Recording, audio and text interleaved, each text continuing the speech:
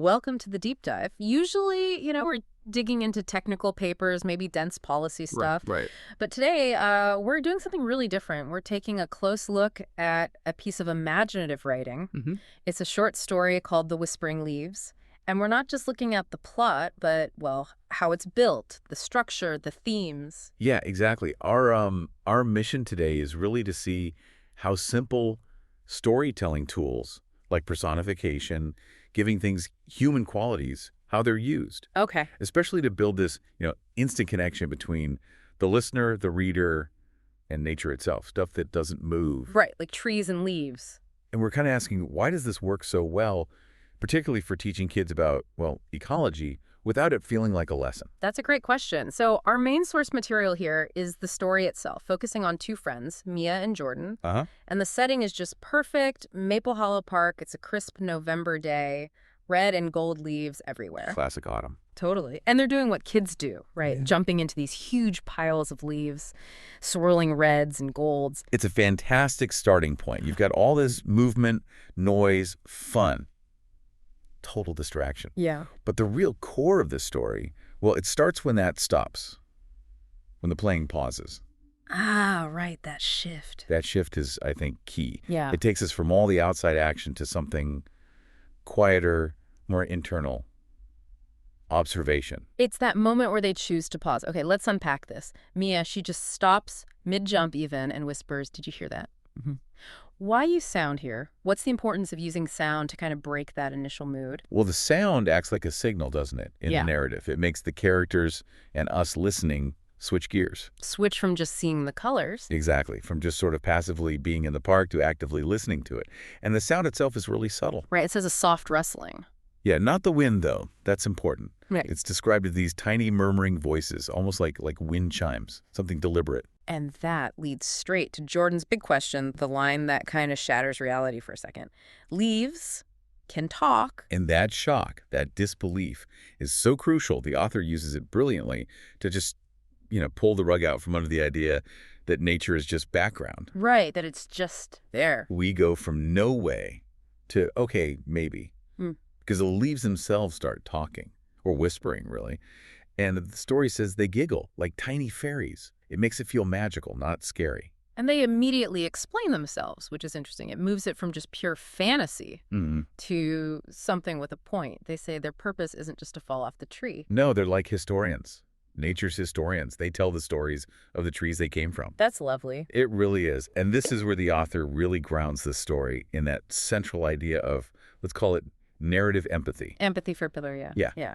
By giving them voices, giving them history, they stop being just, things, objects. They become keepers of experience. So we're invited to connect with their memories. Exactly. Yeah. And those memories are all tied up with the life of the park, the ecosystem. So if you actually stop and listen, like Mia and Jordan did, you're not just getting a cute story. You're getting a sort of condensed history of the trees. That's a good way to put it. Let's look at the stories they tell, the autumn tales. What range does the author give us here? Well, what's really clever is the choice of stories. It's not just, 4 versions of the same thing. Right. They cover a real spectrum, different kinds of experiences, different aspects of what a tree is and does. There are 3 main ones at first. Okay, so the first one, that comes from a bright golden maple leaf. Hmm. And it seemed very energetic. Yes, lots of action. The Maple Leafs talked about watching a squirrel family every single day doing their acorn acrobatics up in the branches. Ha! Acorn acrobatics. I like that. Me too. It immediately shows the tree as this lively place, a habitat full of action. It sets a very playful, vibrant tone right at the start. Okay, so that's the tree as a playground almost. Kinda, yeah. Then you contrast that with the next story. That came from a deep red oak leaf. And this one felt softer, more protective. Exactly right. Much calmer. The oak leaf remembered its huge tree sheltering a bird's nest. Oh, Yeah, full of these little fluffy baby robins just learning to sing. that's sweet. It really anchors the tree in a different way, doesn't it? It's about nurturing, security. The tree is a safe haven helping new life. So it shifts from dynamic action to steadfast protection. Playground to protector. Yeah. Got it. And then the third one, this came from a shiny copper leaf. And its memory was different again, almost thoughtful. Yes, thoughtful is a good word. Or maybe reflective. This copperleaf story was about stillness and, well, transient beauty. Transient. How so? It remembered holding a single snowflake on its surface, just for a moment. And it felt like the whole world paused just to sparkle. Wow. It introduces this idea of nature as a source of just, quiet wonder, those little moments of beauty we miss when we're rushing around. So if we just pause here a sec, these first three tales, you've got action, shelter, and this kind of quiet beauty. That feels very deliberate, covering all the bases almost. What does that tell us about the author's goal? I think it shows the author is consciously trying to paint a full picture. The whole ecological and maybe even emotional spectrum of a tree's life or value. So every leaf, big or small, bright or dull. Right. Every single one carries a piece of the bigger story. A story that adds up to the whole forest, the whole park. It's like Eco-Literature 101, but done really gently. Showing the ecosystem's value isn't just one thing. No, it's all these things combined. It's cumulative. And that completely reframes things for Mia and Jordan. They go from just seeing leaves to realizing the trees are, as the story says, bursting with life and stories all year long. Exactly. They start to see that life is happening everywhere, even in the quiet things they usually just walk past. Which sets up the next part perfectly, doesn't it? The real emotional core. Yeah, the lesson in kindness.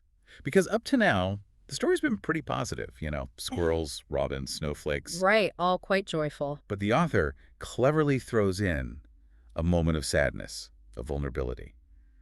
And that really raises the emotional stakes. Because not all the leaves had happy stories. Suddenly there's this small, pale leaf, and it whispers shyly.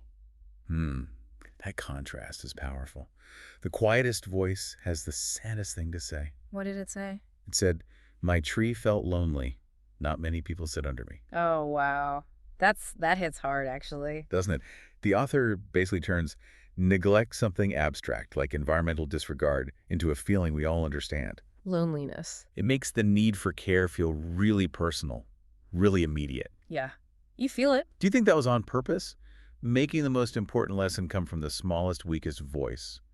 What does that say about where we should focus our attention? I think it absolutely flips the script. It makes the kids and us look away from the big, strong oak for a second. And notice the overlooked one? Exactly. The pale one, the lonely one. And Mia's reaction is just perfect. It's the answer to that vulnerability. What does she do? She just gently picks up that little shy leaf, and she places it right in the middle of the biggest, happiest leaf pile, the one they'd been jumping in. Ah, so it's not just forgotten. Right. And this isn't just about being nice, though it is nice. It's about fulfilling that theme of recognition that's been building. Okay. And Mia says the key thing. She says, "No tree is forgotten. We see you." We see you. Using we is important there, too. Like, it's a shared promise. It is a shared commitment to paying attention. And the story validates that instantly. Nature responds. Oh. There's this lovely line. A warm breeze suddenly swishes through all the leaves still on the trees, and it felt almost like a grateful hug. A hug from the trees. Yeah, like nature saying, "Thank you, we felt that." It reinforces that idea of a two-way street. Kindness given, kindness returned. That's a really powerful image. So the sun starts to set, the conversation ends. Time to go home. And the leaves rustle one last time, saying thank you. And here's where the author really nails down the main takeaway message. Yeah, they spell it out, but it feels earned by this point. The leaves say, "Thank you for listening.